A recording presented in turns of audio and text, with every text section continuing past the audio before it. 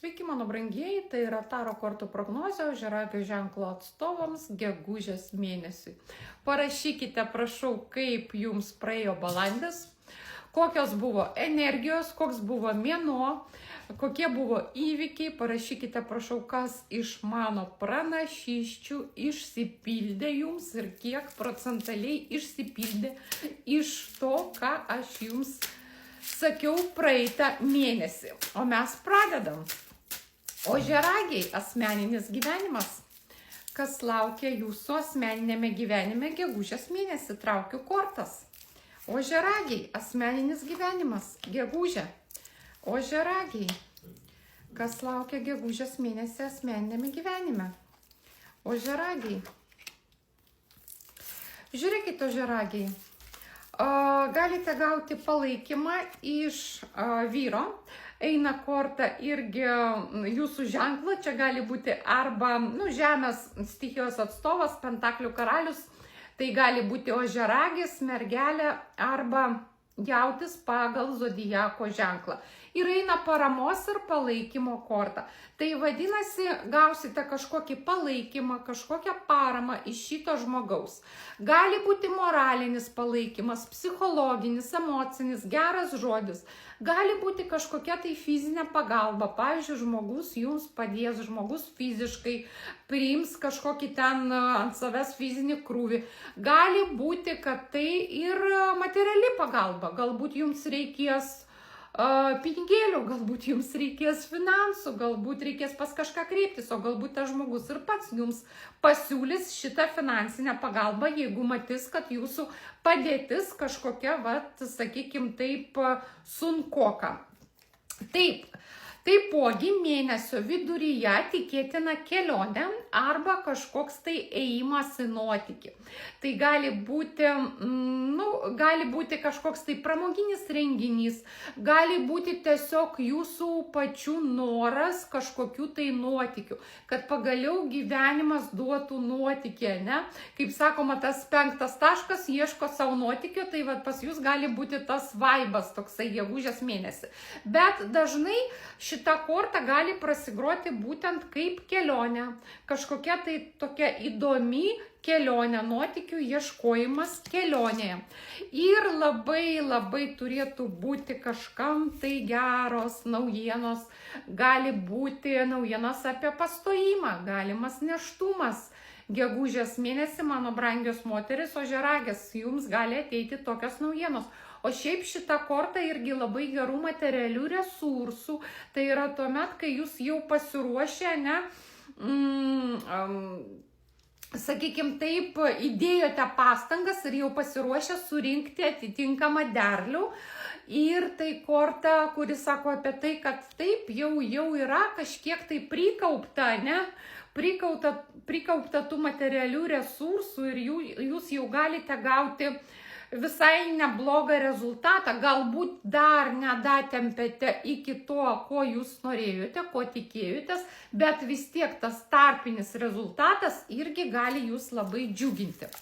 Primenu, kad prognozė yra tik bendro pobūdžio. Kas norėtų savo asmeninės prognozės, kurią aš darau naudojant jūsų nuotrauką, jūsų gimimo datą, rašykite man asmeninę žinutę, kaina 13 eurų ir gausite jau tik jums skirtą prognozę. Taip, toliau darbas. Žiūrim, kas jūsų laukia darbo srityje, ožiaragiai. Gegužė darbas. Gegužė darbas, ožiaragiai, gegužė darbas, ožiaragiai, gegužė darbas. Darbas, darbukas, kas laukia darbe, ožiaragiai, kas laukia darbe. Gegužės mėnesį, taip, 3 kardai, apie ką? Sunkumai. Mėnesio pradžioj susidursite su sunkumais. Kažkoks tai bus labai jau toks didelis krūvis, kuris, sakykim taip, jau jums nepagal dantis, mano brangus ožiaragiai. Tai žiūrėkite, kad jums nepersitempti, nes šita korta būtent apie tai. Tai yra tuomet, kai ant savęs prisiemate labai didelį įsipareigojimą, atsakomybės krūvį, jūsų savo naštą ant pečių dedate, norite būti ta barbė devindarbė, kuri viską padarys ir geriausiai už visus.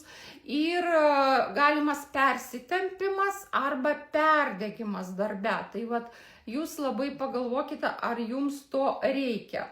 Ar jums to reikia? Tai žinoma, čia kalba eina apie tai, kad galbūt jums reikia dalį savo pareigų dedikuoti kažkam kitam. Ir, reikėtų eiti į kažkokį atsiskyrimą, kažkaip tai galbūt labiau dirbti arba, izoliuotis, o ne visiems stengtis va čia padėti, čia sužinoti, čia dalyvauti, galbūt biški va tokio reikia atsiskyrimo. Taip, toliau gali būti labai mėnesio pabaigoje, gali tekti kelti kvalifikaciją, gali būti, kad jums reikės pasimokyti kažko tai, galbūt reikės eiti kažkokius tai kursus kvalifikacijos kelimo, galbūt reikės dalyvauti kažkokiuose mokymuose ir seminaruose. Bet korta žvaigždė, jinai sako apie tai, kad į mėnesio pabaigą pas jūs turėtų prasidėti pakankamai sėkmingas periodas darbo srityje. Ta žvaigždė, jinai duoda būtent apšviečia, sakykim taip, viską ir suteikia, pateisina lūkesčius, suteikia vilties, sėkmės ir jau pagal pavadinimą kortos aišku, kad eina sėkmingas periodas. Na ir paskutinė sritis yra sveikata. Brangieji, kas norėtų užsakyti dėliones, visada čia galite pamatyti nuorodą į mano svetainę, būrimas taro kortomis, ir ten yra metinės prognozės, ten yra prognozės darbo, finansų, sveikatos, galite pasirinkti pagal savo temą, rūpimus klausimus, įsidėti į krepšelį, labai patogiai įsigyti. Žiūrim, ožiaragiai, gegužė, kokia bus sveikata.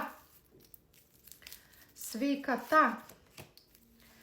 Taip, žiūrėkite, brangieji, gali būti staigus skausmas, ateina korta bokštas. Bokštas tai yra korta staigaus netikėto skausmo. Staigus netikėtas skausmas gali ateiti